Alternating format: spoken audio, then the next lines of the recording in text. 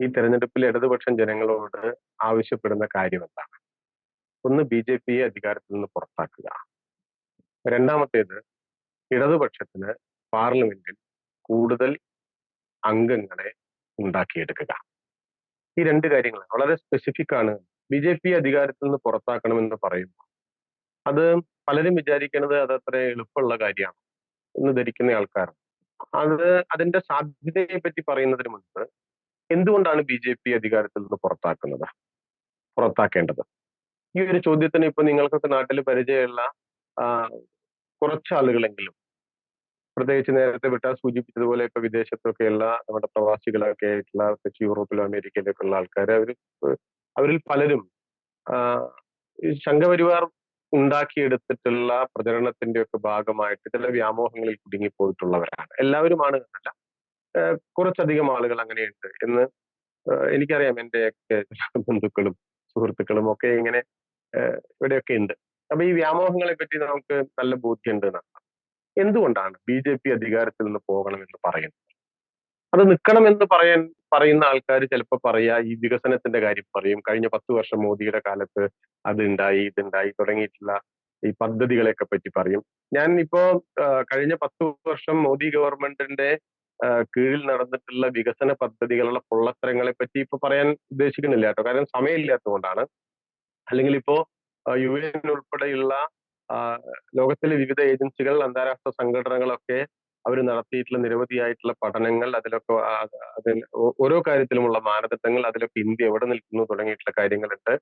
ഇപ്പോ നമ്മുടെയൊക്കെ മാധ്യമങ്ങളിൽ നിർമ്മലാ സീതാരാമൻ ഉൾപ്പെടെയുള്ള ആ, കേന്ദ്ര ഗവൺമെന്റിലെ മന്ത്രിമാരും അവരെ പിന്തുണയ്ക്കുന്നവരും എല്ലാം പറഞ്ഞുകൊണ്ടിരിക്കുന്ന ഒരു കാര്യം, ഇന്ത്യ ലോകത്തിലെ മൂന്നാമത്തെ വൻ ശക്തിയായി ഈ സാമ്പത്തിക ഒരു സ്ഥിതിയിൽ, എത്ര 5 ലക്ഷം ട്രില്യൺ കണക്കൊക്കെ പറഞ്ഞിട്ട് ഇങ്ങനെ വാർത്തകൾ വന്നുകൊണ്ടിരിക്കുക. നിങ്ങൾ ശ്രദ്ധിച്ചോന്നറിയില്ല, ഞാൻ ഇന്ന് എന്റെ ഫേസ്ബുക്ക് പേജിൽ ഇട്ടിട്ടുണ്ടായിരുന്നു. കഴിഞ്ഞ ദിവസം ഫോബ്സ് മാഗസിൻ ലോകത്തിലെ 10 ഏറ്റവും ശക്തമായ സമ്പദ് വ്യവസ്ഥകളെ പറ്റി പറഞ്ഞിട്ടുണ്ട്. അതിൽ ഇന്ത്യയൊന്നുമില്ല. പക്ഷെ ഇവരോട് പറഞ്ഞുകൊണ്ടിരിക്കുന്നത് നമ്മൾ മൂന്നാമത്തെ ആളാണ് എന്നുള്ളതാണ്. കഴിഞ്ഞ ദിവസം വേൾഡ് ബാങ്ക് പുറത്തിറക്കിയിട്ടുള്ള ഒരു ഒരു ഒരു റിപ്പോർട്ടില് ലോകത്ത് $5.5 താഴെ, US ഡോളറിൽ താഴെ പ്രതിദിന വരുമാനമുള്ള ജനങ്ങൾ അധിവസിക്കുന്ന രാജ്യങ്ങളെ പറ്റിയിട്ടുള്ള ഒരു ഒരു കണക്കുണ്ട്. അതിൽ ഏറ്റവും മുകളിൽ നിൽക്കുന്നത് നൈജീരിയയാണ്. അതിന് തൊട്ട് താഴെയുള്ളത് ഇന്ത്യയാണ്. ഇന്ത്യയുടെ താഴെയാണ് പാകിസ്ഥാൻ ഉൾപ്പെടെയുള്ള രാജ്യങ്ങൾ. എന്ന് വെച്ചാൽ ഇന്ത്യയിലെ ബഹുഭൂരിപക്ഷം ജനങ്ങളും ദാരിദ്ര്യത്തിൽ ജീവിക്കണു എന്നുള്ളതാണ്. ഞാൻ പറഞ്ഞു വന്നൊരു കാര്യം എന്താണെന്ന് വെച്ചാൽ, ഇതൊക്കെയാണ് യാഥാർത്ഥ്യം എന്നിരിക്കെ, വേണമെങ്കിൽ അതിന്റെ ഓരോന്നിന്റെയും കണക്ക് ഞാനിപ്പോ എന്റെ കയ്യിലുണ്ട് കേട്ടോ. അപ്പൊ അത് വായിക്കാൻ ഒരു സമയമില്ലാത്തതുകൊണ്ടാണ്. ഓരോ ഓരോ കാര്യത്തിലും പിന്നെ ഇന്ത്യ എവിടെ നിൽക്കുന്നു, 140, 150 രാജ്യങ്ങളുടെ കണക്ക് പട്ടിക വരുമ്പോൾ അതിലൊക്കെ 120, 130 ഈ ഈ ഒരു റേഞ്ചിലാണ് നമ്മുടെ രാജ്യം നിൽക്കുന്നത്. ഇതാണ് വസ്തുത എന്നിരിക്കെ ഇപ്പോഴും എന്തോ വലിയ വികസനങ്ങൾ നടന്നുകൊണ്ടിരിക്കുകയാണ്, ഇന്ത്യ ഒരു ഒരു സൂപ്പർ പവറായി മാറിക്കൊണ്ടിരിക്കുകയാണ് എന്ന ഒരു പ്രതീതി സൃഷ്ടിക്കുന്നതിൽ ഈ മാധ്യമങ്ങളുടെയൊക്കെ സഹായത്തോടെ ബി ജെ പി സർക്കാരിന്, സംഘപരിവാറിന് സാധിച്ചിട്ടുണ്ട് എന്നുള്ളതൊരു വാസ്തവമാണ്. അപ്പൊ അവർ പറയും ആ സർക്കാർ തന്നെ തുടരട്ടെ. അങ്ങനെ അവർക്ക് പറയാൻ അതൊരു കാരണമാവും. അതാണ് ഒരു കാര്യം. ഏഹ് രണ്ടാമത്തേത്, ഒരുതരം കൾച്ചറൽ ക്ലിപ്പിങ്ങിൽ ആളുകൾ കുടുങ്ങിപ്പോയിട്ടുണ്ട്. അത് രാഷ്ട്രീയത്തിന് വെളിയിൽ, ഈ സാമ്പത്തിക കാര്യങ്ങൾക്കൊക്കെ വെളിയിൽ ജാതിയും മതവും, പ്രധാനമായി മതത്തെക്കാൾ കൂടുതൽ ജാതിയാണ് കേട്ടോ. നിങ്ങൾ ശ്രദ്ധിച്ചിട്ടുണ്ടെങ്കിൽ അറിയാൻ കഴിയും, സംഘപരിവാറിനെ പിന്തുണയ്ക്കുന്ന സകലമാന മനുഷ്യരും ആ, നമ്മൾ പെട്ടെന്ന് കരുതുക അവർ ഹിന്ദുക്കൾ മാത്രമായിരിക്കും, അല്ലെങ്കിൽ ഈ ഹിന്ദു വിശ്വാസവുമായി ബന്ധപ്പെടുത്തി സംഘപരിവാറിന്റെ ഐഡിയോളജിയെ പിന്തുണയ്ക്കുന്നവരായിരിക്കും എന്നാണ് പൊതുവിൽ കരുതുകയെങ്കിലും നിങ്ങൾക്ക് വ്യക്തിപരമായി പരിചയമുള്ള അത്തരം എല്ലാ മനുഷ്യരെയും കൂട്ടിച്ചെടുത്ത് നോക്കൂ, അവരെല്ലാം കറതീർന്ന ജാതിവാദികൾ കൂടിയായിരിക്കും. അതിന് വേറെ കാര്യങ്ങളുണ്ട്, കാരണങ്ങളുണ്ട്. ഞാനിപ്പോ അതിലേക്ക് പോകാൻ സമയമില്ല. ഞാൻ പറഞ്ഞതെന്താ വെച്ചാൽ അതൊരു കൾച്ചറൽ ക്ലിപ്പാണ്. ഞാൻ എൻ്റെ ഒരു നാടൻ ഭാഷ പറയാണ്, ഒരു കൾച്ചറൽ ക്ലിപ്പാണ്. അപ്പൊ ഈ രണ്ട് കാരണങ്ങളിൽ ഇങ്ങനെ കുടുങ്ങിക്കിടക്കുന്ന മനുഷ്യർ മോദി ഗവൺമെന്റ് മൂന്നാമതും അധികാരത്തിൽ വരട്ടെ, അതല്ലേ നല്ലത് എന്ന് ചിന്തിക്കും. ആ ചിന്തിക്കുന്ന മനുഷ്യരോട് കൂടിയാണ് ഇടതുപക്ഷം പറയുന്നത് മോദി സർക്കാരിനെ പുറത്താക്കണം, ബി ജെ പി സർക്കാരിനെ പുറത്താക്കണം. എന്താണ് അതിന്റെ കാര്യം? ഈ ഇവരുണ്ടാക്കിയിട്ടുള്ള ഈ വലിയ ഈ ബലൂൺ ഉണ്ടല്ലോ, കാറ്റടിച്ച് നിറച്ചുണ്ടാക്കിയിട്ടുള്ള ഈ ബലൂണ് കുത്തിപ്പൊട്ടിക്കാൻ സഹായകരമായ ഒരു വാചകം ഞാൻ നിങ്ങളോട് പറയാം. അതെന്താന്ന് വെച്ചാല്, കഴിയുന്നത്ര ഈ വാചകം പ്രചരിപ്പിക്കണം എന്നുള്ള അഭ്യർത്ഥന നിങ്ങൾക്ക് മുമ്പാകെ വെക്കുകയാണ്. അതെന്താന്ന് വെച്ചാല്, ഭരണം എന്ന് പറയുന്നത് പൊതുവേ നമ്മുടെ ആൾക്കാർ കരുതുന്നത് പോലെ പ്രോജക്റ്റ് നടപ്പാക്കുന്ന പരിപാടിയല്ല. അത് ബുള്ളറ്റ് ട്രെയിൻ ഓടിക്കുന്ന പരിപാടിയല്ല. മറിച്ച് ഭരണഘടന നടപ്പാക്കുന്ന ഒരു പരിപാടിയാണ്. നിങ്ങൾ ശ്രദ്ധിച്ചിട്ടുണ്ടാവും. ഞാനിപ്പോ ഇവിടെ എന്റെ നാട് പാലക്കാട് ഒറ്റപ്പാലത്ത് പൂക്കോട്ടുകാവ് എന്ന് പറയുന്ന ഒരു ചെറിയ പഞ്ചായത്താണ്. ഈ പഞ്ചായത്തിന്റെ പ്രസിഡന്റ് ആയിരുന്നു ഞാൻ കഴിഞ്ഞ ടൈമില്. ഇപ്പോഴല്ല, തൊട്ട് മുമ്പത്തെ. അപ്പൊ ഞാൻ പ്രസിഡന്റായിട്ട് ഞാൻ സത്യപ്രതിജ്ഞ ചെയ്തത് ഭരണഘടന തൊട്ടിട്ടാണ്. ഒരു പ്രതീകാത്മകമായിട്ടുള്ള ഒരു കാര്യം തൊടുക, വെറുതെ ഇങ്ങനെ കൈകൊണ്ട് തൊടുക എന്നുള്ളതല്ല, ഭരണഘടനയെ സാക്ഷിയാക്കി, അങ്ങനെയാണല്ലോ നമ്മൾ പറയാ. നിങ്ങൾ ശ്രദ്ധിച്ചിട്ടുണ്ടാവും. നരേന്ദ്രമോദിയും അങ്ങനെയാണ്. ഞാൻ അപ്പോഴാണ് ആലോചിച്ചത്, ഇതെന്താണ് ഇങ്ങനെ? പഞ്ചായത്ത് മെമ്പർ തൊട്ട് പ്രധാനമന്ത്രി വരെയുള്ള ആൾക്കാർ, വ്യത്യസ്ത രാഷ്ട്രീയ പാർട്ടികളിൽപ്പെട്ടവർ, വ്യത്യസ്ത ഐഡിയോളജിയിൽ വിശ്വസിക്കുന്ന ആൾക്കാർ ഭരണഘടന തൊട്ട് സത്യം ചെയ്യുന്നതിന്റെ പിറകിലെ സാങ്കത്യം എന്താണ്? അതിനൊറ്റ കാരണേ. എന്താ കാരണം? നമ്മള് ഈ ജനപ്രതിനിധികള് ജനങ്ങളോട് പറയാണ്, നിങ്ങൾ ഞങ്ങൾക്ക് തന്നിട്ടുള്ള, എനിക്ക് നൽകിയിട്ടുള്ള ഈ അധികാരം ഞാൻ ഭരണഘടന നടപ്പാക്കാൻ വേണ്ടി ഉപയോഗപ്പെടുത്തും. ഇതാണ് പഞ്ചായത്തിലാവട്ടെ, മുനിസിപ്പാലിറ്റിയിലാകട്ടെ, സംസ്ഥാന അടിസ്ഥാനത്തിലാകട്ടെ, നമ്മുടെ രാജ്യത്താകട്ടെ, ഭരണം, ഞാൻ ആവർത്തിക്കുന്നു, ഭരണഘടന നടപ്പാക്കുന്ന പരിപാടിയാണ്. അതെന്തിനാ ഭരണഘടന നടപ്പാക്കുന്നത്? എന്തുകൊണ്ടാണ് അങ്ങനെ ആവുന്നത്? അതെന്താ കാര്യം? അതിന്റെ കാര്യം എന്താന്ന് വെച്ചാൽ 1947 രൂപം കൊണ്ട ആധുനികമായിട്ടുള്ള ഒരു ദേശരാഷ്ട്രമാണ് ഇന്ത്യ. സംഘപരിവാർ പറയുന്നത് പോലെ അത് 100, 500, 1000 കൊല്ലം മുമ്പൊന്നും ഉണ്ടായിട്ടല്ല. അതൊക്കെ വേറെ ഇന്ത്യ. അത് ഈ ഇന്ത്യയല്ല. നമ്മുടെ ഈ രാഷ്ട്രം ഉണ്ടായത്, നമ്മൾ ബ്രിട്ടീഷുകാരെ ഓടിച്ചു, സ്വാതന്ത്ര്യം വാങ്ങി, അല്ലെങ്കിൽ സ്വാതന്ത്ര്യം കിട്ടി, അങ്ങനെയൊക്കെ പറയാം. സ്വാതന്ത്ര്യം വാങ്ങി എന്നതിന്റെ അർത്ഥം എന്താണ്? സ്വാതന്ത്ര്യം വാങ്ങിയിട്ട് എന്താണ് ഇവിടെ സംഭവിച്ചത്? ബ്രിട്ടീഷുകാർ പോയത് മാത്രമല്ല, നമ്മളൊരു പുതിയ ഒരു നേഷൻ സ്റ്റേറ്റ് രൂപീകരിക്കാൻ, ഒരു ഒരു ഒരു രാഷ്ട്രം ഉണ്ടാക്കുകയാണ് ചെയ്തത്. ആ രാഷ്ട്രം പർപ്പസ്ഫുള്ളി ഉണ്ടായതാണ്. അതിന് വ്യക്തമായിട്ടുള്ള ലക്ഷ്യമുണ്ട്. ആ ലക്ഷ്യം എന്താ? ക്ഷേമ രാഷ്ട്രം ഉണ്ടാക്കുക. ഇതാണ് 47 ഉണ്ടായ ഇന്ത്യയുടെ ലക്ഷ്യം. വെൽഫെയർ സ്റ്റേറ്റ് ഉണ്ടാക്കുക എന്നുള്ളതാണ്. ആ വെൽഫെയർ സ്റ്റേറ്റ് ഉണ്ടാക്കാൻ പറ്റുമോ? ഉണ്ടാക്കാൻ പറ്റും. എങ്ങനെയാണ് ഉണ്ടാക്കാൻ പറ്റുക? ഞാൻ സാധാരണഗതിയിൽ ഇത്തരം സന്ദർഭങ്ങളിൽ ഉപയോഗിക്കുന്ന ഒരു ഒരു ഒരു ഉദാഹരണമുണ്ട്. ഞാൻ പാലക്കാട്ട് നിന്നുകൊണ്ട് സംസാരിക്കുകയാണ് കേട്ടോ. നിങ്ങൾക്കിത് നിങ്ങളുടെ പ്രദേശത്ത്, ഈവൻ ലണ്ടനിലോ എവിടെ, നിങ്ങൾ ഓസ്ട്രേലിയയിലോ മെൽബണിലോ ഒക്കെ ഇരുന്നിട്ടാണ് ഇത് കേൾക്കുന്നത് വെച്ചാൽ, നിങ്ങൾക്ക് നിങ്ങളുടെ പ്രദേശത്ത്, അല്ലെങ്കിൽ നാട്ടിലുള്ള നിങ്ങളുടെ പ്രദേശത്ത് നിങ്ങൾക്ക് ഇത് ആലോചിക്കാവുന്നതാണ്. ഇപ്പൊ ഞാൻ പാലക്കാട് ടൗണിൽ നിൽക്കുകയാണ്. എനിക്ക് കോഴിക്കോട്ടേക്ക് പോകണം. എന്ത് ചെയ്യും ഞാൻ? പാലക്കാട് ബസ് സ്റ്റാൻഡിൽ നിന്ന് ഞാൻ കോഴിക്കോട്ടേക്കുള്ള ബസ്സിൽ കയറും. അതിൽ സിദ്ധാന്തമൊന്നുമില്ല. കോഴിക്കോട്ടേക്കുള്ള ബസ്സിൽ കയറി ഞാൻ കോഴിക്കോട്ടെത്തും. ഞാൻ 5-10 മിനിറ്റ് അവിടെ നിന്ന് വെയിറ്റ് ചെയ്ത്, എനിക്ക് ബസ്സൊന്നും കോഴിക്കോട്ടേക്ക് കാണുന്നില്ല. അപ്പോഴാണ് കോയമ്പത്തൂരിലേക്ക് ഒരു ബസ് വന്നത്. ഞാൻ അതിൽ ചാടി കയറി എന്ന് വിചാരിച്ച എന്ത് സംഭവിക്കും? കോയമ്പത്തൂരിലേക്കുള്ള ബസ് ചിലപ്പോൾ നല്ല ബസ്സായിരിക്കും, നല്ല പുഷ് ബാക്ക് സീറ്റ് ഒക്കെ ഉണ്ടാവും, നല്ല പാട്ടുണ്ടാവും, അത് ഉണ്ടാവും, ഇത് ഉണ്ടാവും, നല്ല ബസ്സായിരിക്കും, വോൾവോന്റെ നല്ല ഗംഭീര ബസ്സായിരിക്കും. So what? നിങ്ങൾക്ക് ബസ്സിൽ കയറുക എന്നുള്ള ലക്ഷ്യം നടക്കും, പക്ഷേ കോഴിക്കോട് എത്തുക എന്ന ലക്ഷ്യം നടക്കില്ല. നിങ്ങൾക്ക് യഥാർത്ഥത്തിൽ വേണ്ടത് എന്താണ്? കോഴിക്കോട് എത്തലാണോ ബസ്സിൽ കയറലാണോ? ബസ്സിൽ കയറലല്ല, കോഴിക്കോട് എത്തലാണ്. അപ്പൊ നിങ്ങൾ എന്ത് ചെയ്യണം? അതിന് നോക്കൂ, ഇത് നിങ്ങൾ ഒരു PhD എടുക്കണ്ട. നിങ്ങൾ കോഴിക്കോട് എത്തണമെങ്കിൽ നിങ്ങൾ കോഴിക്കോട്ടേക്കുള്ള ബസ്സിൽ കയറണം. അത്രയുള്ളൂ. ഇതുപോലെ തന്നെയാണ്, നിങ്ങൾ വെൽഫെയർ സ്റ്റേറ്റിൽ എത്തണമെങ്കിൽ വെൽഫെയർ സ്റ്റേറ്റിലേക്കുള്ള വാഹനത്തിൽ കയറണം. എന്നാൽ നിങ്ങൾ അവിടെ എത്തും. അത് എത്താൻ കഴിയുമോ? എത്താൻ കഴിയുമെന്നാണ് ഇന്ത്യൻ ഭരണഘടന പറയുന്നത്. അതാണ് ഭരണഘടനയുടെ പ്രാധാന്യം. ഭരണഘടന എന്ന് പറയുന്നത് ഒരു വിശുദ്ധ ഗ്രന്ഥമൊന്നുമല്ല. അത് ഒരുപാട് നല്ല കാര്യങ്ങളുള്ള ഒരു ഗ്രന്ഥമല്ല. പിന്നെയോ, വെൽഫെയർ സ്റ്റേറ്റ് എന്ന് 47 ഉണ്ടായിട്ടുള്ള ഇന്ത്യയുടെ ലക്ഷ്യം പൂർത്തീകരിക്കാൻ നിങ്ങൾ സഞ്ചരിക്കേണ്ട പാത ഇതാണ്, നിങ്ങൾ കയറേണ്ട വണ്ടികൾ ഇതാണ് എന്ന് സൂചിപ്പിക്കുന്ന ജനങ്ങളുടെ മോഹങ്ങളുടെ സമാഹാരമാണ് ഇന്ത്യയുടെ ഭരണഘടന. അത് കുറെ പണ്ഡിതന്മാരുടെ കാര്യമൊന്നുമല്ല, അവരുടെ പാണ്ഡിത്യത്തിന്റെ കാര്യമൊന്നുമല്ല. ആ വാഹനം ഏതാണ്? വെൽഫെയർ സ്റ്റേറ്റിലേക്കുള്ള വണ്ടി. അത് ജനാധിപത്യം, സോഷ്യലിസം, നീതി, തുല്യത, ഫെഡറലിസം, ഈ വാഹനങ്ങളിൽ കയറിയാൽ നിങ്ങൾ നിശ്ചയമായും വെൽഫെയർ സ്റ്റേറ്റിലേക്ക് എത്തും. അതിനാണ് ഇന്ത്യ ഉണ്ടായിട്ടുള്ളത്. ഇക്കാരണം കൊണ്ടാണ് ഏറ്റവും ചുരുങ്ങിയത് 950 ശേഷം ഇന്ത്യയിൽ ഭരണഘടന നടപ്പാക്കുന്ന ഒരു പരിപാടിയായത്. അതിനു മുമ്പ് അതില്ല. നിങ്ങൾ പൃഥ്വിരാജ് ചൗഹാന്റെ ഇന്ത്യയിലെ, ശിവജിയുടെ ഇന്ത്യ ഒന്നും അല്ല കേട്ടോ, അല്ലെങ്കിൽ അക്ബറിന്റെ ഇന്ത്യ ഒന്നുമല്ല. നമ്മളത് ഇപ്പൊ പറയുന്നതാണ്. അശോകന്റെ ഇന്ത്യ എന്ന് നമ്മൾ ഇപ്പൊ പറയുന്നതാണ്. അന്ന് ഇങ്ങനെയൊന്നും പറഞ്ഞിട്ടില്ല. ആ ഇന്ത്യ ഒന്നും അല്ല ഇത്. ഞാൻ അന്ന് നല്ല കാര്യങ്ങളൊന്നും നടന്നിട്ടില്ല എന്ന് പറയല്ല. ഒരുപാട് നല്ല കാര്യങ്ങൾ നടന്നിട്ടുണ്ട്. പക്ഷേ ആ രാജ്യങ്ങൾക്കൊന്നും 47 ഉണ്ടായിട്ടുള്ള രാഷ്ട്രത്തിന്, 47 ഉണ്ടായ ഇന്ത്യൻ രാഷ്ട്രത്തിനുള്ള ലക്ഷ്യങ്ങൾ ഉണ്ടായിരുന്നില്ല. അപ്പോ ഭരണഘടന നടപ്പാക്കുന്നതാണ് എന്നതിന്റെ കാര്യം ഇതാണ്. ഇന്ന് എന്താണ് ഇന്ത്യയുടെ പ്രശ്നം? ഇന്നത്തെ പ്രശ്നം, കോഴിക്കോട്ടേക്ക് പോകാൻ വേണ്ടി പാലക്കാട് സ്റ്റാൻഡിൽ ബസ് കാത്തു നിൽക്കുന്ന ആളുകളിൽ ചിലർ കോയമ്പത്തൂരിലേക്കുള്ള ബസ്സിൽ കയറിയിരിക്കുന്നുണ്ട്. അവരറിഞ്ഞിട്ടില്ല. കാരണം അകത്ത് നല്ല പാട്ടുണ്ട്, നല്ല കുളിരുണ്ട്. മമ്മൂട്ടി ഒരു സിനിമയിൽ പറയുന്നില്ല, നല്ല കുളിരൊക്കെ ഉണ്ട്. അവരിത് അറിഞ്ഞിട്ടില്ല. ബസ് അങ്ങോട്ട് വാളയാറൊക്കെ വിട്ടെന്ന് കേട്ടോ. ഇനി ഉക്കടത്തൊക്കെ എത്തിയാൽ അത് അറിയാണ്ടാവുക. അവിടെ എത്തിയിട്ട് അറിഞ്ഞിട്ട് വല്ല കാര്യമുണ്ടോ? അപ്പൊ നമ്മുടെ ജോലി എന്താണ്? നമ്മുടെ ജോലി കുറച്ച് കഠിനമാണ്. നേരത്തെ നിങ്ങൾ സൂചിപ്പിച്ചില്ലേ, കുറച്ച് കഠിനമാണ്. കാരണം പാലക്കാട്ട് നിന്നുള്ള ബസ്സിൽ തന്നെ കയറ്റി കൊണ്ടുപോലും ബുദ്ധിമുട്ടാണ്. അപ്പോഴാണ് കുറെ ദൂരം അങ്ങോട്ട് പോയിട്ട് അവിടുന്ന് ഇറക്കിയിട്ട് തിരിച്ചിങ്ങോട്ട് കൊണ്ടുവരല് വളരെ എളുപ്പമുള്ള ഒരു കാര്യമല്ല. പക്ഷേ ഇടതുപക്ഷം ചരിത്രപരമായി വളരെ ദുഷ്കരമായ, ദുർഘടമായ, ബുദ്ധിമുട്ടുള്ള ആ ജോലി ചെയ്യാൻ ചുമതലപ്പെട്ടിരിക്കുന്നു എന്ന് മനസ്സിലാക്കണം. നിങ്ങൾ ഈ കണ്ണട വെച്ചൊന്ന് നോക്കി നോക്കൂ. കഴിഞ്ഞ 10 വർഷക്കാലം ഭരണഘടന നടപ്പാക്കുക എന്നതാണ് ഭരണമെങ്കിൽ ഇന്ത്യയുടെ ചരിത്രത്തിലെ ദ വേസ്റ്റ് ഗവൺമെന്റ് ആണ് മോദി സർക്കാർ. ഇതാണ് കാര്യം. അപ്പൊ ഇത് മനസ്സിലാക്കിയാൽ പിന്നെ ബുള്ളറ്റ് ട്രെയിനിന്റെ ചർച്ചയെ വരുന്നില്ല കേട്ടോ. വന്ദേ ഭാരതിന്റെ ചർച്ച തന്നെ ഇല്ല. കാരണം ഭരണം വന്ദേ ഭാരത് ഓടിക്കുന്ന പരിപാടിയല്ല. ഇപ്പൊ മോദി ഗവൺമെന്റ് എന്റെ അക്കൗണ്ടിലേക്ക് 1 ലക്ഷം രൂപ എല്ലാ മാസവും വിടുകയാണെന്ന് വിചാരിക്കും. ഞാൻ ആ 1 ലക്ഷം രൂപ സ്വീകരിക്കും. കാരണം എനിക്ക് പൈസയ്ക്ക് ആവശ്യമുണ്ട്.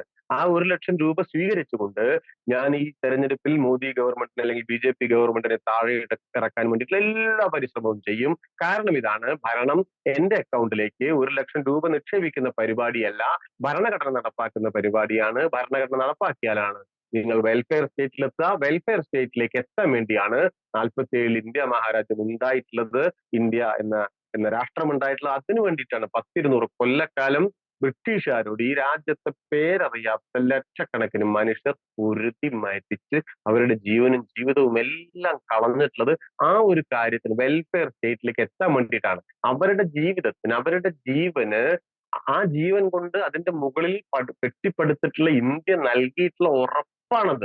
ഇതൊരു വാഗ്ദാനമാണ്. ആ മനുഷ്യർക്ക് നൽകിയിട്ടുള്ള വാഗ്ദാനമാണ്. ആര് നൽകിയത്? നെഹ്റു നൽകിയതല്ല, അല്ലെങ്കിൽ അംബേദ്കറോ ഗാന്ധി പോലുമോ നൽകിയതല്ല, ഇന്ത്യൻ സ്റ്റേറ്റ് നൽകിയതാണ്. അതാണ് ഇതിന്റെ പ്രധാനപ്പെട്ട കാര്യം. അത് ലംഘിക്കാൻ മോദിക്ക് അധികാരമില്ല, അമിത്ഷായ്ക്ക് അധികാരമില്ല, സംഘപരിവാറിന് അധികാരമില്ല. അതുകൊണ്ട് ഇന്ത്യ ചരിത്രത്തിലെ ഏറ്റവും മോശപ്പെട്ട സർക്കാരിനെ പുറന്തള്ളേണ്ടത് ഇന്ത്യ നിലനിൽക്കേണ്ടതിന്റെ ആവശ്യമാണ്. ഈ വണ്ടി ഇപ്പോ യൂട്ടേൺ അടിച്ച് പിന്നാക്കം പോയിക്കൊണ്ടിരിക്കുകയാണ്. ഇത്രകാലം വളരെ ഗംഭീരമായിട്ട് പോയി എന്നല്ല അതിന്റെ അർത്ഥം. വണ്ടി ഇങ്ങനെ ഇടയ്ക്ക് ബ്രേക്ക് ഡൗൺ ആയിട്ടുണ്ട്, ഇടയ്ക്ക് അതിലെ ഡ്രൈവർമാര് മദ്യപിച്ചിട്ടുണ്ട്, അവർ ഇടയ്ക്ക് ഉറങ്ങിയിട്ടുണ്ട്, ഈ വണ്ടി റോട്ടിൽ നിന്ന് സൈഡിലേക്ക് പോയിട്ടുണ്ട്. അപ്പൊ ജനങ്ങൾ എന്ത് ചെയ്തിട്ടുണ്ട്, ചിലപ്പോൾ ചെവിയൊക്കെ പിടിച്ചിട്ട് ഡ്രൈവറെ ഒന്ന് ഉണർത്തിയിട്ടുണ്ട്, വണ്ടി വീണ്ടും റോഡിലേക്ക് കയറ്റിയിട്ടുണ്ട്. ചില ഡ്രൈവർമാരെ ഇറക്കി വിട്ട് വേറെ ഡ്രൈവറെ കയറ്റിയിട്ടുണ്ട്. പക്ഷെ വണ്ടി പോയിരുന്നു മുന്നോട്ട്. 75 കൊല്ലത്തിന്റെ ഒരു അനുഭവം അതാണ്. അതിപ്പോ തിരികെ പോയിക്കൊണ്ടിരിക്കുന്നു. ഈ കാര്യമാണ് നാം ജനങ്ങളെ ോട് പറയേണ്ടത്. ഏറ്റവും മോശപ്പെട്ട ഗവൺമെന്റ് അത് ഈ ഒരു കണ്ണട വെച്ചിട്ട് നിങ്ങൾ കാണണം കേട്ടോ. അല്ലെങ്കിൽ അങ്ങനെ കാണാൻ, ഞാനിപ്പോ നിങ്ങൾ കുറച്ച് ആൾക്കാർ നല്ല ഉദ്ദേശിക്കുന്നത്, അങ്ങനെ കാണാൻ നമ്മുടെ ജനങ്ങളെ പരിശീലിപ്പിക്കുക എന്നത് വളരെ വളരെ പ്രധാനപ്പെട്ട ഒരു കാര്യമാണ്. ഇതാണ് BJP സർക്കാരിന്റെ അധികാരത്തിൽ നിന്ന് താഴെ ഇറക്കേണ്ടതിന്റെ ഒരു കാര്യം. ഞാൻ അതിന്റെ മറ്റ് ഡാറ്റാസ് ഒന്നും പറയാൻ ഇപ്പൊ സമയമില്ലാത്തത് കൊണ്ടാണ് പറയാൻ ഞാൻ തയ്യാറാവണില്ല. അപ്പൊ അടുത്ത ചോദ്യം, ഇത് സാധ്യമാണോ? ഒരുപാട് ആൾക്കാർ ഇപ്പൊ നമ്മളൊക്കെ ഇങ്ങനെ, ഞാൻ വീടുകളിലൊക്കെ സ്ക്വാഡ് വർക്കൊക്കെ നടത്തുന്ന, അതിനൊക്കെ പോകുന്ന ഒരാളാണ്. അപ്പൊ ആൾക്കാർ ചോദിക്കും അത് സാധ്യമാണോ? അപ്പൊ നമ്മുടെ സഖാക്കൾ തന്നെ, നിങ്ങൾ പലരും തന്നെ ചിലപ്പോ സംശയിക്കേണ്ടാവും, നമ്മൾ ഈ പ്രചരണം കണ്ടിട്ട് അവർ തന്നെയല്ലേ അധികാരത്തിൽ വരിക, പ്രതിപക്ഷത്തിന് ഒരു ഐക്യമുണ്ടോ, അതിനൊരു നേതാവുണ്ടോ, ആരാണ് നിങ്ങളുടെ ആള്, എന്താണ്, ഇങ്ങനെയൊക്കെ ചോദിക്കാണ്ടാവും. നമ്മൾ മനസ്സിലാക്കേണ്ടുന്ന ഒരു കാര്യം, ഇന്ത്യയിൽ ഇപ്പോഴും NDA സർക്കാർ അധികാരത്തിൽ വരരുത് എന്ന് ആഗ്രഹിക്കുന്ന 60% ജനങ്ങളുണ്ട്. 60% ജനങ്ങളുണ്ട്. BJP അധികാരത്തിൽ വരരുത് എന്ന് ആഗ്രഹിക്കുന്ന കഷ്ടി 70%-ഓളം ആളുകൾ. 60% ജനങ്ങൾ NDA വരരുത് എന്ന് ആഗ്രഹിച്ചാൽ NDA വരാൻ പാടില്ലാത്തതാണ്. പിന്നെയും എന്തുകൊണ്ട് വന്നു? ചില സന്ദർഭങ്ങളിൽ ജനാധിപത്യം ഒരു നമ്പർ ഗെയിമാണ്. 40% ആൾക്കാർ കഷ്ടി NDA വരണമെന്ന് ആഗ്രഹിക്കുന്നു. ആ 40ഉം കൺസോളിഡേറ്റ് ചെയ്ത് ഒരേ പാത്രത്തിലേക്ക് വീഴ്ത്താൻ അവർക്ക് സാധിക്കണം. അതിന് നേരത്തെ ബ്രിട്ടാസൊക്കെ സൂചിപ്പിച്ച വലിയ സന്നാഹങ്ങളുണ്ട്. 50,000 കോടി രൂപ ചെലവഴിച്ചെന്നൊക്കെ പറഞ്ഞില്ലേ, അത് തൊട്ടിട്ടുള്ള വലിയ വലിയ കാര്യങ്ങളുണ്ട്. NDA വരരുത് എന്ന് ആഗ്രഹിക്കുന്ന 60%-ഓ അതിങ്ങനെ സ്കാറ്റർ ചെയ്ത് കിടക്കുകയാണ്. അത് വിവിധ താല്പര്യങ്ങൾ, ഇതൊക്കെ അങ്ങനെ സ്കാറ്റർ ചെയ്ത് കിടക്കുകയാണ്. ഈ സന്ദർഭത്തിലാണ് ഇടതുപക്ഷത്തിന്റെ പ്രസക്തി. നമ്മുടെ മുദ്രാവാക്യത്തിന്റെ, അല്ലെങ്കിൽ ജനങ്ങളോട് നാം പറയുന്ന രണ്ടാമത്തെ കാര്യം എന്ന് പറയുന്നത്, അത് ഇപ്പൊ ചിലപ്പോൾ നിങ്ങളെ കഴിഞ്ഞ ദിവസം നമ്മുടെ CPIM-ന്റെ പ്രകടന പത്രിക ഇറക്കിയപ്പോ ശ്രീജിത്ത് പണിക്കരെ പോലെയുള്ള ചില ആൾക്കാരുണ്ട്. അദ്ദേഹത്തിന്റെ പേര് പരാമർശിക്കേണ്ട കാര്യമുണ്ടോന്ന് എനിക്കറിയില്ല കേട്ടോ. പക്ഷെ ഈ പരിഹാസത്തിന്റെ അങ്ങേതല കാണുമ്പോ ഈ നിരീക്ഷിക്കുന്നതിന്റെ ഒരു പ്രശ്നമാണ്. ഈ നിരീക്ഷിക്കുന്ന ആൾക്കാർ, നിരീക്ഷിക്കുന്ന പറയാൻ നോക്കിക്കൊണ്ടിരിക്കുകയാണല്ലോ. പൊളിറ്റിക്സിൽ നോക്കൂ, പൊളിറ്റിക്സിൽ നിരീക്ഷകരില്ല കേട്ടോ. നിങ്ങൾ അതിൽ ഇൻവോൾവ്മെന്റ് മാത്രമേ ഉള്ളൂ. ഞാനിപ്പോ ഒരു രാഷ്ട്രീയ നിരീക്ഷകനല്ല, ഞാൻ രാഷ്ട്രീയത്തിൽ ആണ്ട് മുങ്ങി നിൽക്കുകയാണ്. കാരണം പൊളിറ്റിക്സ് ജീവിതമാണ്. നിങ്ങൾക്ക് ജീവിതത്തെ ഇങ്ങനെ കരയിലിരുന്ന് നിരീക്ഷിക്കാൻ പറ്റില്ല. അതുപോലെ തന്നെയാണ് പൊളിറ്റിക്സിനെയും. അപ്പൊ നിരീക്ഷിച്ചുള്ള ഒരു പ്രശ്നം എന്താണെന്ന് വെച്ചാൽ അതിന്റെ പരിമിതമായ അനുഭവങ്ങളും അല്പജ്ഞാനങ്ങളുമാണ് ഉണ്ടാവുക. അതുകൊണ്ട് അദ്ദേഹം വിചാരിക്കുന്നത് തെരഞ്ഞെടുപ്പിൽ മത്സരിക്കുന്നവർ മുഴുവൻ പ്രധാനമന്ത്രിയാവാനാണ് എന്നാണ്, അവർ മുഴുവൻ മന്ത്രിയാകാനാണ് എന്നാണ്. ഈ തെരഞ്ഞെടുപ്പിൽ ഇടതുപക്ഷം മത്സരിക്കുന്നത് മന്ത്രിയാകാനോ പ്രധാനമന്ത്രിയാകാനോ അല്ല. അപ്പൊ ബി പോയാൽ ആര് വരും? അത് നമുക്കൊരു ജൂൺ 10-ാം തീയതി ഒക്കെ പറയാൻ പറ്റും. ആര് വരും എന്ന് ഇപ്പൊ പറയാൻ പറ്റില്ല. ഇടതുപക്ഷം പറയുന്നത് എന്താണ്? ഇടതുപക്ഷം മത്സരിക്കുന്നത് എന്തിനാണ്? ഇടതുപക്ഷത്തിന് കൂടുതൽ അംഗബലം. കൂടുതൽ അംഗബലം എന്ന് പറഞ്ഞാൽ ഇടതുപക്ഷം 540 സീറ്റിലൊന്നും മത്സരിക്കുന്നില്ല, അല്ലെങ്കിൽ 500-400 സീറ്റിൽ പോലും മത്സരിക്കുന്നില്ല. ഇടതുപക്ഷം മത്സരിക്കുന്ന സീറ്റുകളുമായി താരതമ്യം ചെയ്ത് ഇടതുപക്ഷത്തിന്റെ അംഗബലം വർദ്ധിപ്പിക്കുക. എന്താണ് ഇടതുപക്ഷത്തിന്റെ റോൾ ഈ തെരഞ്ഞെടുപ്പിൽ? ആ റോള് എൻ-ഡി-എ വിരുദ്ധമായിട്ടുള്ള 60% വോട്ടുകളെ, ആ വോട്ടുകൾ എവിടെയാണ്? വിവിധ രാഷ്ട്രീയ പാർട്ടികളിലാണ്. ആ രാഷ്ട്രീയ പാർട്ടികളെ ഏകോപിപ്പിച്ചുകൊണ്ട് ഈ 60% എൻ-ഡി-എ വിരുദ്ധ വോട്ടുകളെ ഒന്നിപ്പിച്ച് ബി അധികാരത്തിൽ നിന്ന് പുറത്താക്കി ഒരു ഒരു ഒരു സർക്കാർ ഉണ്ടാക്കുക. നിങ്ങൾ നോക്കൂ, മുൻകാലങ്ങളിൽ ഇത്തരം സർക്കാരുകൾ ഉണ്ടായപ്പോ അതിന്റെ നിർണായകമായ നേതൃസ്ഥാനം ആർക്കായിരുന്നു? അതിന്റെ നേതൃസ്ഥാനം ഇന്ത്യയിലെ ഇടതുപക്ഷത്തിനായിരുന്നു. ആ സന്ദർഭങ്ങളിൽ എപ്പോഴെങ്കിലും CPIM ഉൾപ്പെടെയുള്ള പാർട്ടികൾ ഒരു വേള പ്രധാനമന്ത്രിയാകാൻ കിട്ടിയ അവസരം പോലും വേണ്ട എന്ന് പറഞ്ഞതാണ് CPIM. അത് ശ്രദ്ധിക്കണം നമ്മൾ. പലരും CPIM-നെ അക്കാര്യത്തിൽ വിമർശിക്കുന്നുണ്ട്. പക്ഷെ നിങ്ങൾ ആലോചിക്കൂ, CPIM-ന്റെ ലക്ഷ്യം എന്ന് പറയുന്നത് 10 പേർ MP ആവുക, അതിലൊരാൾ 2 മന്ത്രിയാവുക, അതിൽ നിന്ന് ഒരാൾ പ്രധാനമന്ത്രിയാവുക എന്നുള്ളതല്ല. ഇന്ത്യ എന്ന ഈ ദേശരാഷ്ട്രത്തിന്റെ ലക്ഷ്യങ്ങളെ പൂർത്തീകരിക്കാനുള്ള സമവാക്യങ്ങൾ ഉണ്ടാക്കുക, അതിന് പറ്റുന്ന കൂട്ടായ്മകൾ ഉണ്ടാക്കുക. ഈ തെരഞ്ഞെടുപ്പിൽ ഇടതുപക്ഷത്തോളം അതിന് കഴിയുന്ന, ഐഡിയോളജിക്കലിയാണ് ഞാൻ പറയുന്നത്, പ്രത്യയശാസ്ത്രപരമായി ഇടതുപക്ഷത്തോളം അതിന് കഴിയുന്ന മറ്റൊരു പ്രസ്ഥാനമില്ല. ആ പ്രത്യയശാസ്ത്രപരമായ നമ്മുടെ നമ്മുടെ ധാരണ അല്ലെങ്കിൽ നമ്മുടെ ശേഷി അതിനെ ഫുൾഫിൽ ചെയ്യണമെങ്കിൽ എന്ത് വേണം? എനിക്ക് ഒരുപാട് പ്രത്യയശാസ്ത്ര ധാരണകളൊക്കെ ഉണ്ട്, ഞാൻ അക്കാര്യത്തിൽ സമ്പന്നനാണ്, പക്ഷെ പാർലമെന്റിൽ എനിക്ക് കാര്യമൊന്നുമില്ല, അതിൽ തിരിച്ചില്ല എന്ന് പറഞ്ഞിട്ട് കാര്യമുണ്ടോ? കാര്യമില്ല. അപ്പോൾ ഇടതുപക്ഷത്തിന് താരതമ്യേന നിർണായകമായ അംഗങ്ങൾ കൂടി ഉണ്ടായാലോ? നിങ്ങൾ ആലോചിച്ച് നോക്കൂ. അതുണ്ടാക്കുന്ന റിസൾട്ട് ചെറുതായിരിക്കില്ല. ഈ കാര്യത്തിനാണ് ഇടതുപക്ഷം, ഇതാണ് ഇടതുപക്ഷത്തിന്റെ ഈ തെരഞ്ഞെടുപ്പിന്റെ പ്രാധാന്യം എന്ന് നമ്മൾ മനസ്സിലാക്കണം. അപ്പൊ കേരളത്തിന് 20 സീറ്റ് ഉണ്ടാവണം. ഇന്ത്യയിൽ നിന്ന് ഒരുപാട് സീറ്റ്, നമുക്കൊരു 10-50 സീറ്റുകളെങ്കിലും ഉണ്ടാവണമെങ്കിൽ കേരളത്തിൽ നിന്ന് ഒരു 20 സീറ്റ് ഉണ്ടാവണം. നിങ്ങൾ നാട്ടിലൊക്കെ ഉള്ള ആൾക്കാരോട് പറയേണ്ട ഒരു കാര്യം എന്താണെന്നറിയോ? ഇങ്ങനെ സംഭവിച്ചാൽ, ഇങ്ങനെ അധികാരത്തിൽ നിന്ന്, NDA അധികാരത്തിൽ നിന്ന് പുറന്തള്ളപ്പെടുകയും ഇടതുപക്ഷത്തിന് നിർണായകമായിട്ടുള്ള ഒരു സ്വാധീനം, ഒരു എണ്ണം പാർലമെന്റിൽ ഉണ്ടാവുകയും ചെയ്താൽ, ഇന്ന് കേരളത്തിൽ ഇടതുപക്ഷത്തിനെതിരായി അല്ലെങ്കിൽ സർക്കാരിനെതിരായി ഉന്നയിക്കപ്പെടുന്ന ഒരുപാട് ആക്ഷേപങ്ങൾ ഒറ്റയടിക്കില്ലാണ്ടയാവും. ഉദാഹരണത്തിന് ഇവിടെ നാട്ടില് നമ്മൾ ഇറങ്ങുമ്പോൾ ആൾക്കാർ പറയും, അല്ല സഖാവെ പെൻഷൻ കിട്ടിയിട്ടില്ല, 2 മാസത്തെ പെൻഷൻ, 2 മാസം ഇപ്പൊ അനുവദിച്ചിട്ടുണ്ട്, ഞാൻ ക്ഷേമ പെൻഷന്റെ കാര്യമാണ് പറയുന്നത്, എന്നാലും അത് കിട്ടിയിട്ടില്ല. അപ്പൊ നിങ്ങളുടെ ബന്ധുക്കൾ ആരെങ്കിലും സർക്കാർ ജീവനക്കാരൊക്കെ ആയിട്ട് നാട്ടിൽ നിന്നുള്ള ഒരു DA-യുടെ പ്രശ്നം പറയും, അല്ലെങ്കിൽ ചിലപ്പോ മാവേലി സ്റ്റോറിൽ സാധനമില്ല എന്നുള്ള കാര്യം പറയും. ഇങ്ങനെ പല കാര്യങ്ങളുമാണ്. ചിലപ്പോൾ നിങ്ങൾക്ക് കോൺട്രാക്ടർമാരായിട്ടുള്ള സുഹൃത്തുക്കളുണ്ടെങ്കിൽ ചിലപ്പോ, എല്ലാവരും അല്ല, ചിലർ പറയും എനിക്ക് കുറച്ചുകൂടി ബില്ല് കിട്ടാനുണ്ട്, ഇങ്ങനെയൊക്കെ പറയും. ഈ പ്രശ്നങ്ങളെല്ലാം ഒറ്റയടിക്ക് പരിഹരിക്കപ്പെടും. എന്തുകൊണ്ട്? ഈ മട്ടിലൊരു സർക്കാർ വന്നാൽ, ഇടതുപക്ഷത്തിന് നിർണായക സ്വാധീനം ഉണ്ടായാൽ, ഇന്ന് കേരളത്തോട് യുദ്ധം പ്രഖ്യാപിച്ചതുപോലെയുള്ള ഒരു ഗവൺമെന്റ് ആയിരിക്കില്ല അവിടെ ഉണ്ടാവുക. ഞാൻ ആ കാര്യം പറയണ്ടല്ലോ, ഒന്ന് ആലോചിച്ച് നോക്കൂ. നേരത്തെ ഭരണഘടന അട്ടിമറിക്കാനെന്ന് പറഞ്ഞില്ലേ? ഇന്ത്യയുടെ ചരിത്രത്തിൽ ഒരു സംസ്ഥാന സർക്കാരിന് യൂണിയൻ സർക്കാരിനെതിരായിട്ട് ഞങ്ങൾക്ക് അർഹതപ്പെട്ട വിഹിതം തന്നിട്ടില്ല, നിങ്ങൾ തരണമെന്ന് പറഞ്ഞ് സുപ്രീം കോടതിയിൽ പോകേണ്ടുന്ന ഒരു അവസ്ഥയുണ്ടായി. 50-ൽ ഭരണഘടന പാസാക്കി എടുക്കുമ്പോൾ നമ്മുടെ ഭരണഘടനാ നിർമ്മാതാക്കൾ അത് സ്വപ്നത്തിൽ പോലും കരുതിയിട്ടുണ്ടാവില്ല ഇങ്ങനെ ഒരു അവസ്ഥ ഉണ്ടാവുമെന്നുള്ളത്. അത് കരുതിയിട്ടുണ്ടാവില്ല. സുപ്രീം കോടതി ചെന്നപ്പോ അത് ഇവിടെ എന്താ പറഞ്ഞത്? ഞാൻ സത്യസന്ധമായിട്ട് നിങ്ങളോട് പറയാണ് കേട്ടോ. നമ്മുടെ നാട്ടിലെ സഖാക്കൾ പോലും ഇവര് ഉള്ളതാണോ എന്ന് സംശയിച്ചിരുന്നു. പലൊക്കെ നിരന്തരമായി പറഞ്ഞുകൊണ്ടിരിക്കുമ്പോൾ അവരിങ്ങനെ സംശയിച്ചിരുന്നു, ഇതൊക്കെ ഉള്ളതാണോ സഖാവെ, അപ്പൊ നമ്മൾ വെറുതെ രക്ഷപ്പെടാൻ എന്തെങ്കിലും പുളുവടിക്കുകയാണോ എന്നെല്ലാം ചോദിക്കുമായിരുന്നു. സുപ്രീം കോടതി ചെന്നപ്പോ അത് അങ്ങനെയായിരുന്നിട്ട് സുപ്രീം കോടതി അതെടുത്ത് കൊട്ടയിലിട്ടിട്ട് നല്ല തെറി വിളിക്കുമായിരുന്നില്ലേ? എന്താണ് അവർ ചെയ്തത്? അവർ സംസാരിക്കാനാ പറഞ്ഞത്. കാരണം അതൊരു ഗുണകരമായ കാര്യമല്ല. ഒരു സ്റ്റേറ്റ് ഗവൺമെന്റും യൂണിയൻ ഗവൺമെന്റും തമ്മിൽ സാമ്പത്തിക കാര്യത്തിൽ, കടമെടുപ്പിന്റെ ഒക്കെ കാര്യത്തിൽ കോടതിയിൽ കേസ് വ്യവഹാരങ്ങൾ ഉണ്ടാവുക എന്നുള്ളത് ഫെഡറൽ ഇന്ത്യക്ക് അപമാനകരമായിട്ടുള്ള ഒരു കാര്യം. ഇന്ത്യ ഉണ്ടാവില്ല എന്നുള്ളതായിട്ട് അർത്ഥം. അപ്പൊ അവർ ചർച്ച ചെയ്യാൻ പറഞ്ഞപ്പോ നമ്മുടെ ഇവിടുത്തെ പാലും ഉദ്യോഗസ്ഥന്മാരൊക്കെ പോയി. നിങ്ങൾ നോക്കൂ, നിർമ്മല സീതാരാമൻ വന്നില്ല. അവർ 4 ആൾക്കാരെ പറഞ്ഞയക്കുക ചെയ്തു. അവർ 4 ആൾക്കാരെ പറഞ്ഞയച്ചു. എന്താണ് അവരുടെ ഡിമാൻഡ് ഉണ്ടായിരുന്നത് യൂണിയൻ സർക്കാരിന്റെ? നിങ്ങൾ ചെലവ് ചുരുക്കണമെന്നാ പറഞ്ഞത്. എല്ലാ സംസ്ഥാന സർക്കാരിനും വരവും ചെലവും ഉണ്ട്. എല്ലാ സർക്കാരിനും ഉണ്ട്, സംസ്ഥാനത്തിന് മാത്രമല്ല. ഞാൻ പർട്ടിക്കുലർ നമ്മുടെ സംസ്ഥാന സർക്കാരിന്റെ കാര്യം പറയാം. വരവ് 3 തരത്തിലാണ്. അത് പിണറായി വിജയനായാലും നാളെ നരേന്ദ്രമോദി മുഖ്യമന്ത്രി ആയാലും ഞാനായാലും നിങ്ങളായാലും കേരളത്തിന്റെ വരവ് മൂന്ന് തരത്തിലാണ്. ഒന്ന് നമ്മുടെ നികുതി, അതുപോലെ തന്നെ വ്യവസായം, കൃഷി, സർവീസ് സെക്ടർ, അതിൽ നിന്നുള്ള വരുമാനമാണ്. ഞാൻ സമയമില്ലാത്തതുകൊണ്ട് ഓടിച്ചോടിച്ചു പോവാണ് കേട്ടോ. ഇതാണ് ഒരു ഹെഡ് എന്ന് പറയുന്നത്. രണ്ടാമത്തേത് നമുക്ക് കിട്ടേണ്ടുന്ന നികുതി വിഹിതം, നമ്മുടെ ഗ്രാന്റുകൾ. അത് ഇതെന്തോ ഇപ്പൊ കഴിഞ്ഞ 10 കൊല്ലം നോക്കും, ഇതൊക്കെ ഒരു ഔദാര്യം പോലെയാണ്. അതെങ്ങനെ ഔദാര്യാവുക?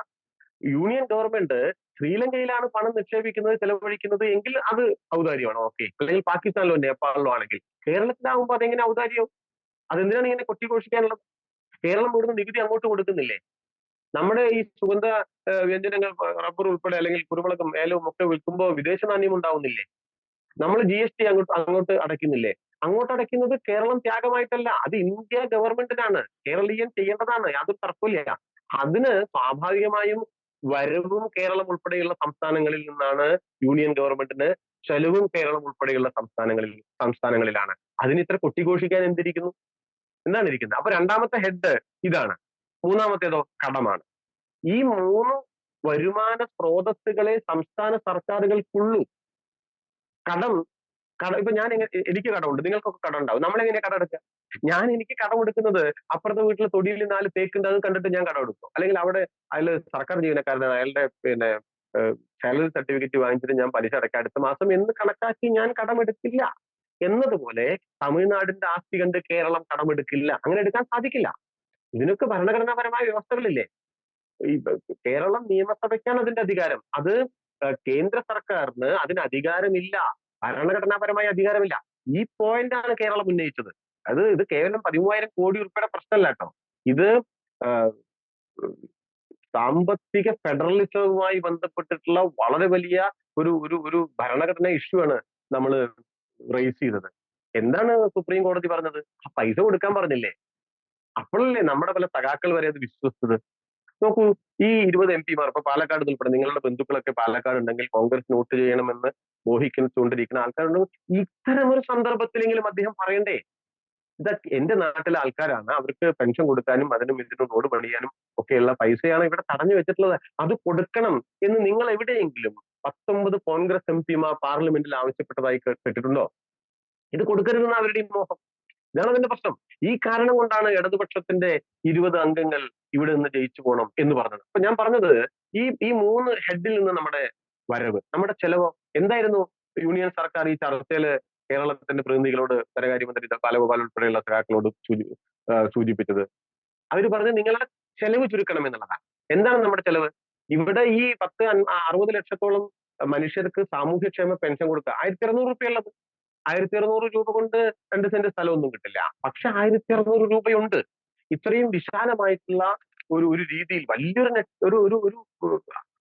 എന്താ നമ്പർ അല്ലേ 10-60 ലക്ഷം എന്ന് പറയുന്നത്. കേരളത്തിൽ 6 മനുഷ്യരിൽ ഒരാൾക്ക് സാമൂഹ്യക്ഷേമ പെൻഷൻ ഉണ്ട്. ഇന്ത്യയിൽ എവിടെയാണുള്ളത്? ഇതിന് നമുക്ക് 14,000 കോടി രൂപ ചെലവ് വരും. നമ്മുടെ ശമ്പളത്തിന്, പിന്നെ പെൻഷന് നമുക്ക് 13,000 കോടി രൂപ ഏകദേശം കഷ്ടി ചെലവ് വരും. നമ്മുടെ ആശുപത്രികൾ നോക്കൂ, നമ്മുടെ സ്കൂളുകൾ നോക്കൂ, നമ്മളുടെ അംഗൻവാടികൾ നോക്കൂ. ഇതെല്ലാം നമ്മുടെ ഈ വെൽഫെയർ സ്റ്റേറ്റ് എന്ന ലക്ഷ്യത്തിലേക്ക്, ക്ഷേമം എന്ന ആ ഒരു ലക്ഷ്യമുണ്ടല്ലോ, അതിലേക്ക് പൊതു ഫണ്ട് നമ്മൾ ചെലവ് ചെയ്യാണ്. അപ്പൊ പറഞ്ഞു വന്ന കാര്യം എന്താ? ചെലവ് എന്ത് ചെയ്യുന്നു എന്നുള്ളത് നിങ്ങളുടെ രാഷ്ട്രീയ തീരുമാനമാണ്. ഇത് മനസ്സിലാക്കണം കേട്ടോ. വരവ് ഞാൻ പറഞ്ഞ 3 ഹെഡാണ്, ചെലവ് നിങ്ങളുടെ രാഷ്ട്രീയ തീരുമാനമാണ്. അത് എന്റെ കയ്യിൽ 100 രൂപ കിട്ടുന്നതും നിങ്ങളുടെ കയ്യിൽ 100 രൂപ കിട്ടുന്നതും ചെലവ് ചെയ്യുമ്പോൾ 2 രീതിയിൽ നിർവഹിക്കുന്നത്. അതാണ് ഇടതുപക്ഷ ബദൽ എന്ന് പറയുന്നത്. എന്തുകൊണ്ടാണ് ഇടതുപക്ഷം ബദലാകുന്നത്, ഇടതുപക്ഷം വ്യത്യസ്തമാകുന്നത്? ഇടതുപക്ഷത്തിന്റെ നേതൃത്വത്തിലുള്ള, എന്ന് വെച്ചാൽ ഇടതുപക്ഷ സർക്കാരിന്റെ നേതൃത്വത്തിലുള്ള ചെലവുകളിലെ രാഷ്ട്രീയ പക്ഷപാതിത്വമാണ് മറ്റു പ്രദേശങ്ങളിലെ കോൺഗ്രസ് BJP സർക്കാരുകളിൽ നിന്ന് കേരളത്തിലെ ഇടതുപക്ഷ സർക്കാരിനെ വ്യത്യസ്തമാക്കുന്നത്. ഇതാണ് അവരുടെ പ്രശ്നവും.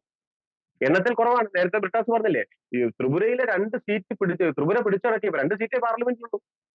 ത്രിപുര വേണമെങ്കിൽ ഇഗ്നോർ ചെയ്യാം. പക്ഷേ പ്രധാനമന്ത്രി പറഞ്ഞത് ഇത് ഞങ്ങളുടെ ഐഡിയോളജിക്കൽ ആയിട്ടുള്ള വിക്ടറിയാണ് എന്നാണ്. അതാണ് ഇന്ത്യ മുഴുവൻ ഇങ്ങനെ ഈ വലിയ തോതിലുള്ള ഹിന്ദുത്വ പ്രത്യയശാസ്ത്രം അലയടിച്ചു വരുമ്പോഴും കേരളം ഇങ്ങനെ തല ഉയർത്തി നിൽക്കുന്നത് ഹിന്ദുത്വത്തിന് വലിയ ക്ഷീണാണ്. കാരണം ഇതാണ് ബദൽ. അപ്പൊ ഈ കാര്യം നമ്മൾ മനസ്സിലാക്കേണ്ടതാണ്.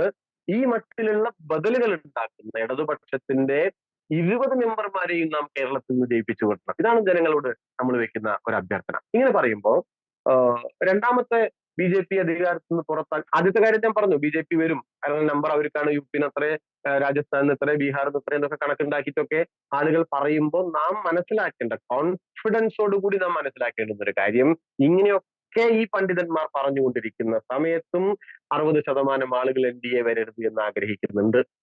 ഇവരൊക്കെ ഈ പറഞ്ഞുകൊണ്ടിരിക്കുന്നത് ബാക്കി 40ന്റെ കണക്കാണ്. ആ മനുഷ്യരെ ഒന്നിപ്പിക്കുക, അതാണ് ഇടതുപക്ഷത്തിന്റെ ലക്ഷ്യം. അപ്പൊ അത് സാധ്യമാണോ? സാധ്യമാണ്, ഇതാണ് ഒരു കാര്യം. രണ്ടാമത്, ബി.ജെ.പിയെ എൻ.ഡി.എ പുറന്തള്ളുന്നതിന് തടസ്സമായി നിൽക്കുന്ന ഒരു കാര്യം, ഞാൻ നേരത്തെ പറഞ്ഞ ആ ഒരു ക്ലിപ്പിന്റെ കാര്യമാണ്.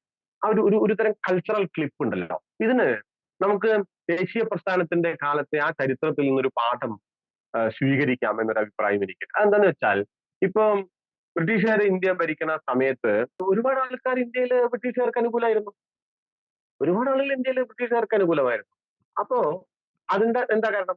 അതിന്റെ ഒരു കാരണം നമ്മളിപ്പോ ഇന്നൊക്കെ പറഞ്ഞ പോലെ വികസനം. അവർ ഇംഗ്ലീഷ് മീഡിയം സ്കൂൾ കൊണ്ടുവന്നു, അവർ കമ്പി തപാൽ കൊണ്ടുവന്നു, അവർ റെയിൽവേ കൊണ്ടുവന്നു. അപ്പൊ ഇവര് കൊള്ളാം, ഈ ഇംഗ്ലീഷ് മീഡിയം സ്കൂള് ബാക്കിയുള്ളവർ കൊണ്ടുവന്നിട്ടില്ലല്ലോ. അപ്പൊ അവർ കൊള്ളാം എന്ന് കരുതുന്ന ധാരാളം ആളുകൾ ആ ഒരു വികസനത്തിന്റെ ഇന്ന് കുടുങ്ങിയതുപോലെ ഒരു ക്ലിപ്പിൽ കുടുങ്ങിപ്പോയിരുന്നു. എങ്ങനെയാണ് ജനങ്ങൾ അതിൽ നിന്ന് പുറത്തു വന്നത്? ദേശീയ പ്രസ്ഥാനത്തിലെ മഹാന്മാരായിട്ടുള്ള നേതാക്കൾ, ഇപ്പൊ നിങ്ങൾ ഫിറോസ് ഷാ മേത്തയൊക്കെ കേട്ടിട്ടുണ്ടാവും, അതുപോലെ തന്നെ ജോഷിയെ പോലെയുള്ള നിരവധിയായിട്ടുള്ള വലിയ ദേശീയ പ്രസ്ഥാനത്തിലെ നേതാക്കൾ, ഗോപാലകൃഷ്ണ ഗോഖലെ പോലെയൊക്കെയുള്ള ആൾക്കാർ, ഇവരെന്ത് ചെയ്തെന്ന് വെച്ചാല്, ബ്രിട്ടീഷുകാർ ഇന്ത്യയിൽ നിന്ന് കടത്തിക്കൊണ്ടുപോയിട്ടുള്ള സമ്പത്തിന്റെ കൃത്യമായിട്ടുള്ള ഒരു കണക്ക്, അന്നത്തെ ഒരു കാലം ആലോചിക്കണുണ്ടോ, 100 കൊല്ലം മുമ്പ് ഇന്നത്തെ പോലെ സൗകര്യങ്ങളൊന്നും ഇല്ലാത്തൊരു കാലത്ത് ആ കണക്ക് കൃത്യമായി ശേഖരിച്ച് അവർ ജനങ്ങളുടെ മുമ്പാകെ വെച്ചു. അപ്പോ ഇപ്പൊ ഉദാഹരണത്തിന് ഇപ്പൊ ഞങ്ങളുടെ ഇവിടെ ഇപ്പൊ നിലമ്പൂരിൽ നിന്ന് ഷൊർണൂരിലേക്ക് ഒരു റെയിലുണ്ട്, ഷൊർണൂരിലേക്ക്. ഇപ്പൊ അത് മൺസൂൺ ടൂറിസത്തിനൊക്കെ ട്രെയിനിലെ ആളുകളൊക്കെ മഴക്കാലത്തൊക്കെ പോകും. യഥാർത്ഥത്തിൽ എന്താ, നിലമ്പൂരിലെ തേക്ക് കടത്തിക്കൊണ്ട് പോകാനാണ്. ഞാൻ ലണ്ടനെ സന്ദർശിച്ചിട്ടില്ല കേട്ടോ, പക്ഷേ അലക്സാണ്ടർ ജേക്കബോ മറ്റോ പറഞ്ഞിട്ടില്ല. നിങ്ങളത്, എനിക്ക് തെറ്റുണ്ടെങ്കിൽ നിങ്ങൾ തിരുത്തണം. ഞാൻ വായിച്ചത് ബ്രിട്ടീഷ് പാർലമെന്റിന്റെ ചുമരുകൾ, അതുപോലെ തന്നെ കേംബ്രിഡ്ജ് പോലെ യൂണിവേഴ്സിറ്റി പോലെയുള്ള യൂണിവേഴ്സിറ്റികളുടെ ചുമരുകളിൽ ഈ നിലമ്പൂരിലെ തേക്കിന്റെ പാളികൾ വെച്ച് അലങ്കരിച്ചിട്ടുണ്ട് എന്നാണ്. 1920, ഞാൻ സാന്ദർഭികമായിട്ട് പറയുകയാണ്, 1921 മലബാർ കലാപകാലത്ത് ഈ കലാപകാരികൾ ആ റെയില് കുത്തിപ്പൊളിക്കുകയുണ്ടായി. 5-6 മാസം ബ്രിട്ടീഷുകാർക്ക് അവിടെ പോകാൻ പറ്റില്ല. പിന്നെ അവരെയൊക്കെ വെടിവെച്ച് കൊന്ന് തൂക്കിക്കൊന്നിട്ടൊക്കെയാണ് ആ റെയിൽ പുനഃസ്ഥാപിച്ച്. എന്തിനാണ് ഞാൻ പറഞ്ഞതെന്ന് വെച്ചാൽ, ഈ മട്ടിൽ നമ്മുടെ രാജ്യത്തിന്റെ സമ്പത്ത് കടത്തിക്കൊണ്ടുപോവുകയാണ്. ഈ ചിത്രം വരച്ചു വെച്ചപ്പോഴാണ് ജനങ്ങൾ അമ്പടാ, അപ്പൊ ഞങ്ങളുടെ സ്കൂളിൽ പഠിക്കലുള്ള ഇംഗ്ലീഷ് മീഡിയം സ്കൂൾ മാത്രമല്ല, അല്ലെങ്കിൽ ഞങ്ങളുടെ അപ്പുറത്തുള്ള ഈ റെയിൽവേ ലൈൻ മാത്രമല്ല, ഞങ്ങളുടെ പോക്കറ്റിലെ പൈസ ഇവന്മാരെ അടിച്ചു മാറ്റി കൊണ്ടുപോയിട്ടുണ്ട്. അപ്പൊ ഈ ക്ലിപ്പ് വിടുകയാണ്, ഇതാണ് കാര്യം. എന്നതുപോലെ പ്രധാനമായും ജാതി മതമല്ല കേട്ടോ, ഹിന്ദുത്വം എന്ന് പറയുന്നത് തന്നെ ഒരു വംശീയ രാഷ്ട്രീയ പദ്ധതിയാണ്. അത് മതവുമായിട്ട് ഇനി യാതൊരു ബന്ധമില്ല. അത് ഒരു പുറംമൂടി മാത്രമാണ്. അത് നമ്മുടെ ഇന്നത്തെ ഒരു വിഷയമല്ല എന്നുള്ളതുകൊണ്ട് അതിനെപ്പറ്റി സംസാരിക്കാൻ സമയമില്ല. അതൊരു വംശീയമായ രാഷ്ട്രീയ പദ്ധതിയാണ്. ജാതി ഹൈറാർക്കിയെ നിലനിർത്തിക്കൊണ്ട് ഒരു പൊളിറ്റിക്കൽ ഹിന്ദുവിനെ സൃഷ്ടിച്ചെടുക്കുക എന്നതാണ് അതിന്റെ ലക്ഷ്യം. അതുകൊണ്ട് ജാതീയമായി ആവേശഭരിതരായിട്ടുള്ള മനുഷ്യരായിരിക്കും ഹിന്ദുത്വത്തെ പിന്തുണച്ചുകൊണ്ടേയിരിക്കുന്നത് എന്ന് നമ്മൾ മനസ്സിലാക്കണം. ആ ക്ലിപ്പിൽ കുടുങ്ങിയിരിക്കാം. ആ ക്ലിപ്പ് നമ്മൾ വിടുവിക്കണം. ആ ക്ലിപ്പ് വിടുവിക്കാൻ എന്ത് വേണം? അത് വിടുവിക്കാൻ അതാ ഞാൻ പറഞ്ഞത്, ദേശീയ പ്രസ്ഥാനത്തിന്റെ ഒരു പൈതൃകം നമ്മൾ കടം കൊണ്ടാൽ ഈ സാമ്പത്തിക ഇന്ത്യയുടെ ചിത്രം നാം ജനങ്ങളുടെ മുമ്പാകെ അവതരിപ്പിക്കണം. രാഷ്ട്രീയ ഇന്ത്യയുടെ, ഒരു സാംസ്കാരിക ഇന്ത്യ മാത്രമല്ല, അതാണ് ഇവർ പറഞ്ഞുകൊണ്ടിരിക്കുന്ന കാര്യം. ഒരു രാഷ്ട്രീയ ഇന്ത്യയുടെ, സാമ്പത്തിക ഇന്ത്യയുടെ ചിത്രം ജനങ്ങളുടെ മുമ്പാകെ അവതരിപ്പിച്ചാൽ സംഘപരിവാർ കഴിഞ്ഞൊരു 8-10 പതിറ്റാണ്ടുകളായി സംസ്കാരത്തിൽ ഇടപെട്ടുകൊണ്ട് നേടിയെടുത്തിട്ടുള്ള ഈ ആധിപത്യത്തിന്റെ ഈ ഒരു സാധനം ഉണ്ടല്ലോ, അതിനെ നമുക്ക് വിടുവിക്കാൻ കഴിയും. ഞാനൊരു 1-2 വാചകത്തിൽ പറഞ്ഞു പോയി എന്നുള്ളതേ ഉള്ളൂ. അത് വളരെ എളുപ്പമാണെന്ന് പറയല്ല, പക്ഷെ അത് തീരെ നടക്കാത്തൊരു കാര്യമല്ല. അത് നടക്കണമെങ്കിൽ എന്ത് വേണം? ഇവരെന്താ ചെയ്യാന്ന് വെച്ചാൽ, ഈ രാഷ്ട്രീയം തീരെ പറയില്ല, മറിച്ച് പിന്നെ എന്താ, ഈ യുദ്ധക്കളം അങ്ങോട്ട് സെറ്റ് ചെയ്യും. എവിടെ സെറ്റ് ചെയ്യാന്നറിയോ? ത്രേതായുഗത്തിലൊക്കെ കൊണ്ടുപോയി സെറ്റ് ചെയ്യും.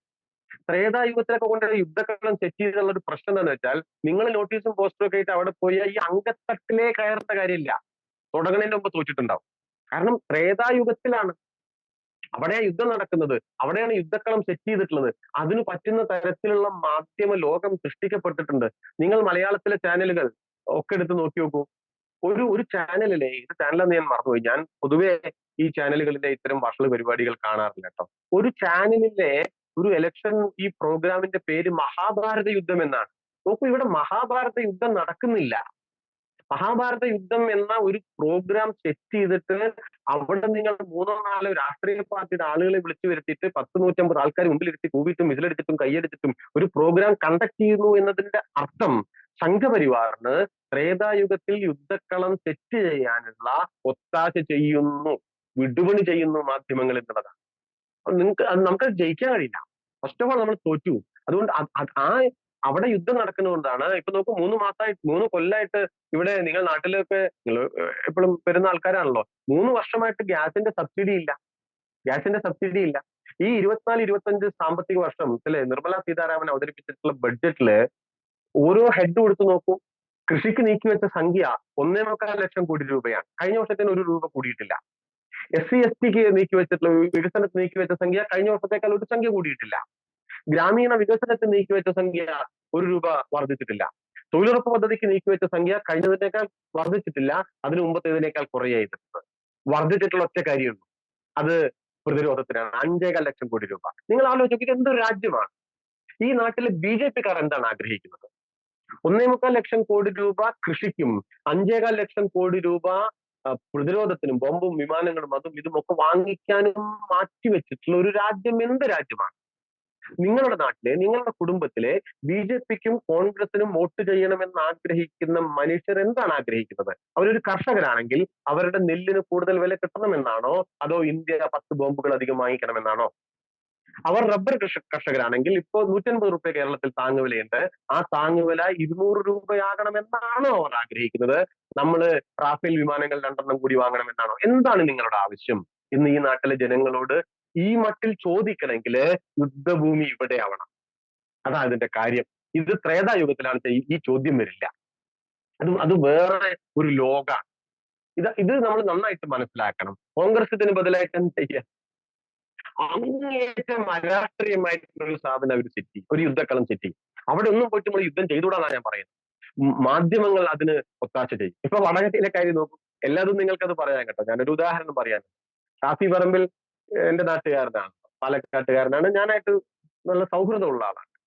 അദ്ദേഹം ഇവിടുന്ന് പോയി. അപ്പൊ ഞാന് അതിങ്ങനെ പത്രത്തില് ഒക്കെ ചാനലിലേക്ക് നമ്മൾ ഈ വാട്സാപ്പിലൊക്കെ ഇങ്ങനെ വരുമല്ലോ, അതൊക്കെ ഇങ്ങനെ കാണുമ്പോ പുള്ളി ഇങ്ങനെ വളരെ നനഞ്ഞ ശബ്ദത്തിൽ ഇങ്ങനെ, അപ്പൊ ഇവിടുന്ന് കുറെ യാത്ര അയക്കുന്നു. അപ്പൊ യാത്ര അയക്കുമ്പോ കുറെ സ്ത്രീകൾ കരയുന്നു, മൂക്ക് പിഴിയുന്നു, കണ്ണീരൊലിക്കുന്നു, പിഴിഞ്ഞ മൂക്ക് മറ്റേയാളുടെ ഷർട്ട് തുടയ്ക്കുന്നു, അയാൾ കരഞ്ഞ കണ്ണീര് ഈ അമ്മയുടെ സാരി തുടയ്ക്കുന്നു, കെട്ടിപ്പിടിക്കുന്നു.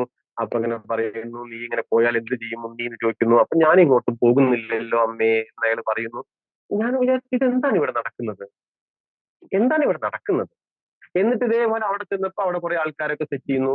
അപ്പോ ഷാഫിയുടെ പ്രസംഗമാണ്, എന്നെ രമേശ് വിളിച്ചു, നീ ഇങ്ങോട്ട് കേറി വാടാ മോനെ എന്ന് പറഞ്ഞു. ആ ഭാഷ, ആ ടോണൊക്കെ ശ്രദ്ധിക്കണം കേട്ടോ. ആ ടോണൊക്കെ ശ്രദ്ധിക്കണം. ഇങ്ങോട്ട് കേറി വാടാ മോനെ എന്ന് പറഞ്ഞു. അപ്പൊ അടുത്ത ആള് പ്രസംഗിക്കുന്നു, ശൈലജ ടീച്ചർ വന്നാലൊന്നും കരയുണ്ടാവില്ല അവിടുത്തെ, കാരണം അത് വിസിറ്റിംഗ് വിസയാണ്, ഇവരുടെ പെർമനന്റ് വിസയാണ്, അതുകൊണ്ടാണ് പാലക്കാട്ടുകാർ കരഞ്ഞത്. നോക്കൂ, ഇതിലെവിടെയാണ് രാഷ്ട്രീയം? നിങ്ങൾ കോൺഗ്രസിന്റെ ഓരോ കാര്യങ്ങളും നോക്കിക്കോളൂ കേട്ടോ, അതിൽ രാഷ്ട്രീയം ഉണ്ടാവില്ല. ഇതാ ഞാൻ പറഞ്ഞത്, അവർ അങ്ങേയറ്റം അരാഷ്ട്രീയമായ ഒരു ഗ്രൗണ്ടിൽ അവര് ഈ യുദ്ധക്കളം സെറ്റ് ചെയ്യുന്നു. ചരിത്രം പോയിട്ട് ത്രേതായുഗത്തിൽ സംഘപരിവാർ യുദ്ധക്കളം സെറ്റ് ചെയ്യുന്നു. ഇത് ബുദ്ധിമുട്ടുള്ള കാര്യമാണ്. ഈ 2 യുദ്ധക്കളത്തിലും ഇടതുപക്ഷത്തിന് വിജയിക്കാനാവില്ല. കാരണം ഇടതുപക്ഷത്തിന് സംസാരിക്കാനുള്ളത് പൊളിറ്റിക്സ് മാത്രമാണ്, വേറെ എന്താണ് പറയാൻ? ഇപ്പൊ എന്റെ മണ്ഡലം പാലക്കാടാണ്. ശ്രീകണ്ഠനും വിജയരാഘവനും തമ്മിലൊരു ദ്വന്ദ്വ യുദ്ധമൊന്നും ഇവിടെ നടക്കുന്നില്ല.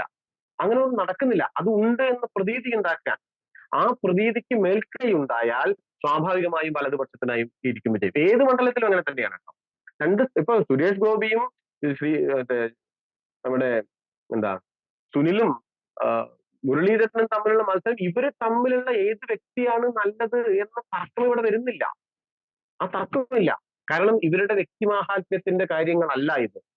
പിന്നെയോ, ഞാൻ നേരത്തെ പറഞ്ഞതാണ്, വെൽഫെയർ സ്റ്റേറ്റിലേക്ക് നീങ്ങേണ്ട വണ്ടി മതരാഷ്ട്രത്തിലേക്ക് പോകുന്നു എന്നുള്ളതാണ് പ്രശ്നം.